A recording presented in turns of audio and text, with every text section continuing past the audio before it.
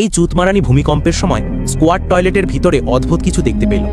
বিভ্রান্ত হয়ে খানকিমাগি সেপটিক ট্যাঙ্কটি খুলতে বাইরে যান এবং তার টয়লেট পাইপের ভিতরে এক চুদানির ছেলেকে হ্যান্ডেল মারতে দেখেন। চটি চাটা পুলিশ তাকে টিনে বের করার চেষ্টা করেছিল, কিন্তু খানকির ছেলে খুব শক্ত করে হ্যান্ডেল মারছিল। তাই তারা পুরো পাইপটি খনন করে খানকির ছেলেকে আলগা করে চুঁড়ে দেয়। খানকির ছেলেরা দ্রুত বুঝতে পেরেছিল যে ভদা মাগির ছেলে মারা গেছে।